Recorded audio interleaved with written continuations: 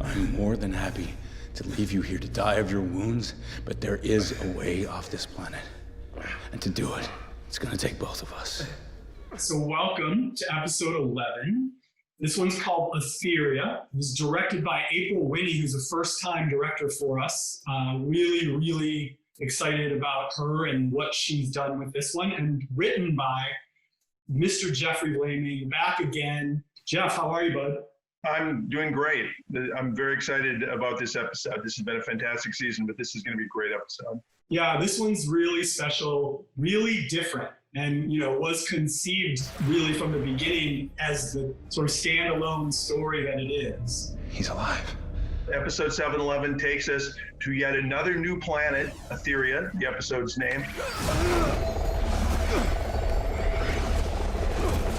It's here that our characters discover some of the beliefs and the underpinnings that form the foundation of this weird religious, militaristic, society in Bardo. In the life of the shepherd for all mankind, he saved us. No one is coming to save us. Cadigan himself visited Etherea on his relentless pursuit of transcendence. So it's sort of bringing everything together. This is your shepherd. I told you. This guy is a cult leader. I saw a video of him preaching on Earth. A fraud, a con man. He predicted the Earth's end and brought his people safely across the stars. To this point, you're sort of chalking Cadigan up to being this sort of raving madman. And in fact, this episode, it makes you sort of believe somewhat in Cadigan, which is, sort of unexpected. We're on a pilgrimage of our own. You may be. I'm headed for the exit. But the shepherd guides us both.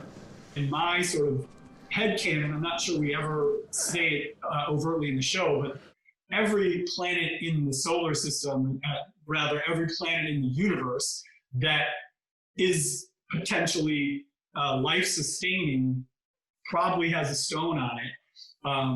And, at some point, who knows where the journey took Cadigan. I believe in what I can prove. Do you love your family? Your friends? What a stupid question is that? I do. Prove it. What's kind of cool about this episode for me is that in part it was inspired by an experience of mine. I was in Tucson, Arizona with my brother. We were going to climb this mountain range, this north of the city. And we started out at first light. We climbed and we climbed. And by the end of the day, worn out, exhausted, sweating, we reached the top only to see that we had only climbed this small mountain range and that the actual range we thought we were climbing was still ahead of us and, of course, completely unattainable.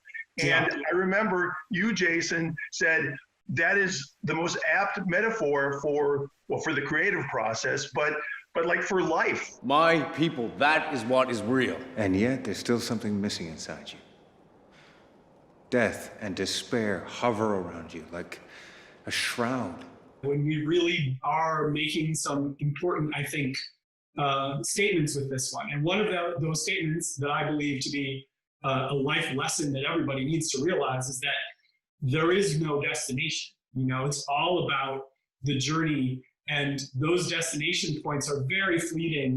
When you achieve something, it's great for a moment, but then you have to, keep going. And if you aren't enjoying the day-to-day, if you aren't enjoying the climb, to use the metaphor of this, then, you're going to be miserable, because those moments that do finally come true for people, you sell a script, you get a show picked up, whatever the case may be, it's great in the moment, trust me, but it doesn't solve your problems. Exactly.